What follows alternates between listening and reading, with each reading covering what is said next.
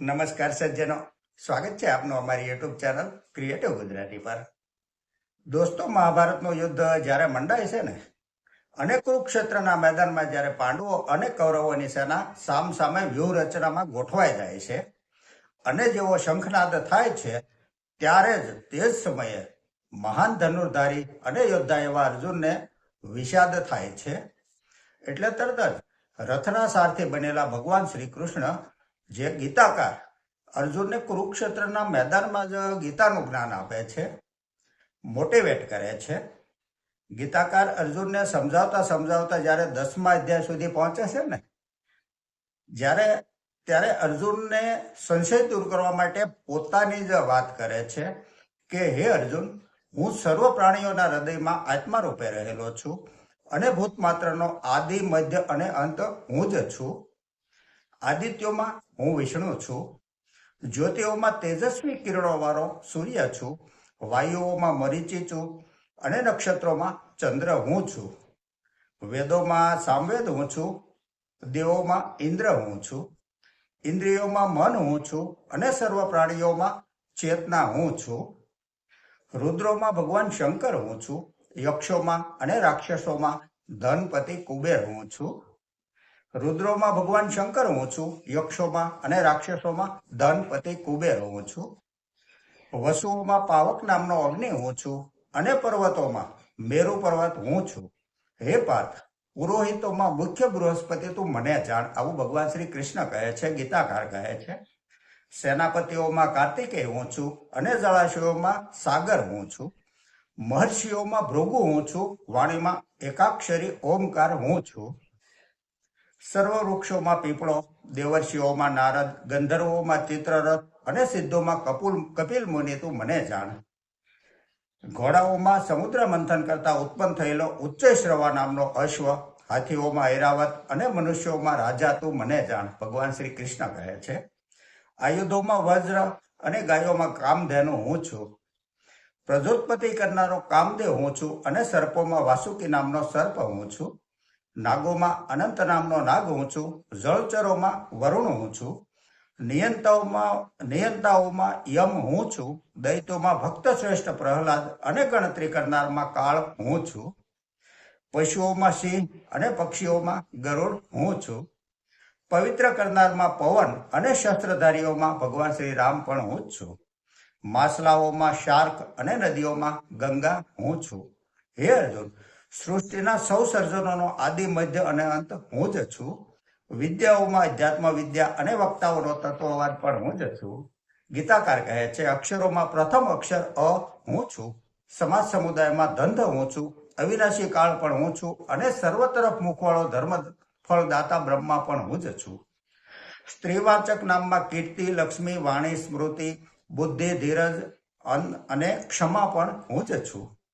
સામવેદની શ્રુતિઓમાં બૃહસ્માન સ્ત્રોત હું છું તથા છંદોમાં ગાયત્રી છંદ હું છું. મહિનાઓમાં માર્ગશીર્ષ અને ઋતુઓમાં વસંત ઋતુ હું છું. છળ કરનારાઓમાં જુગાર હું છું, તેજસ્વીઓમાં તેજ હું છું. વિજેતાઓનો વિજય હું છું અને નિશ્ચય કરનારાઓનો નિશ્ચય હું છું. અને સત્વવાળાઓનું સત્વ હું છું. યાદવોમાં વાસુદેવ કૃષ્ણ હું છું. પાંડવોમાં અર્જુન હું છું. મુનિઓમાં વેદ વ્યાસ હું છું. કવિઓમાં દાનવોના ગુરુ શુક્રાચાર્ય હું છું. દમન કરનારાઓનો શિક્ષા દંડ હું છું અને જય ઈચ્છનારાઓની નીતિ પણ હું જ છું. ગુપ્ત ભાવોમાં મૌન હું છું, જ્ઞાનીઓનું જ્ઞાન હું છું. હે પરંતપ, મારી દિવ્ય વિભૂતિઓનો કોઈ પાર નથી. આ સચરાચર સૃષ્ટિમાં જે વસ્તુ ઐશ્વર્યવાળી કે શોભાવાળી છે અથવા બળ કે પ્રાણવાળી છે, તે વસ્તુ મારા તેજના અંશથી જ ઉપજેલી છે, એમ તું જાણ.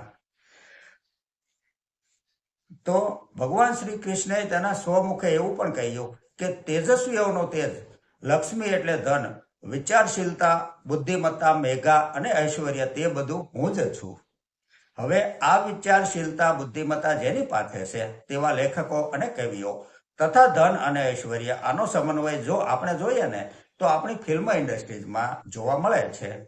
અને એટલે જ ફિલ્મ ઇન્ડસ્ટ્રીઝ આટલા વર્ષોથી અણનમ અને અડીખમ ટકી રહી છે. અને આપણી ફિલ્મ ઇન્ડસ્ટ્રીઝ એવા ઘણા બધા પોઝિટિવ હકારાત્મક મેસેજ સામાન્ય માણસને આપી પણ દેતી હોય છે, પરંતુ આપણો મૂળ મુદ્દો તો નાણાકીય બાબતનો જ છે. માટે નાણાકીય બાબતમાં જે પોઝિટિવ કહી શકાય તેવા મેસેજની પણ અહીંયા થોડી ચર્ચા કરવી છે આજે આપણે. તો અમુક વર્ષો પહેલા એક હિન્દી પિક્ચર આવ્યું હતું અને જેનું નામ હતું ધડકન. જો કે આપણે સૌએ જોયેલો જ હશે. જેમાં હીરો તરીકે સુનિલ શેટ્ટીને એક ગરીબ બતાવવામાં આવ્યો છે, જે આગળ જતા અતિ સમૃદ્ધ બને છે તેવું ટૂંકમાં બતાવવામાં આવે છે. પરંતુ ત્યાર પહેલા એક હિન્દી પિક્ચર આવેલું જેનું નામ હતું મેને પ્યાર કિયા. આ સલમાન ખાનનું પહેલું પિક્ચર હતું અને હિરોઈન તરીકે ભાગ્યશ્રીનું પણ પહેલું પિક્ચર હતું. જોકે ત્યાર પછી ભાગ્યશ્રીના બીજા પિક્ચર નથી આવ્યા, તે એક અલગ વાત છે. આ પિક્ચરમાં સલમાન ખાનને એક ચોક્કસ રકમનો ટાર્ગેટ આપવામાં આવે છે કે તું જો આટલા રૂપિયા કમાઈને લાવી શકે ને તો તારી સાથે ભાગ્યશ્રીના લગ્ન કરવામાં આવે. અને પછી સલમાન ખાન કેવી રીતે મહેનત મજૂરી કરીને રૂપિયા કમાઈને લાવે છે તે સ્પષ્ટપણે બતાવવામાં આવે છે પિક્ચરમાં. હવે જો આપણે તેનાથી પણ આગળની વાત કરીએ ને તો એક શોર્ટ ફિલ્મ આવી હતી જે માત્ર અડધી કલાકની જ છે, જેનું નામ છે વન ઇડિયટ. આ પિક્ચરમાં એક સામાન્ય લાગતો માણસ કેવી રીતે 100 કરોડનો માલિક બને છે તે સમજાવવામાં આવ્યું છે. જો કે આખી વાર્તા એક જ મુદ્દા ઉપર ફોકસ કરે છે અને લેખકે એકદમ સ્પષ્ટ રીતે પોઝિટિવ સંદેશો આપી દીધો છે. કદાચ આપે આ શોર્ટ ફિલ્મ જોઈ પણ હશે, ન જોઈ હોય તો જોવા જેવી પણ છે, કારણ કે બહુ સ્પષ્ટ રીતે લેખકે સંદેશો આપી દીધો છે. યુટ્યુબ ઉપર પણ પિક્ચર ઉપલબ્ધ છે. જો આપે જોયું હોય તો કોમેન્ટમાં જરૂરથી લખજો. નમસ્કાર.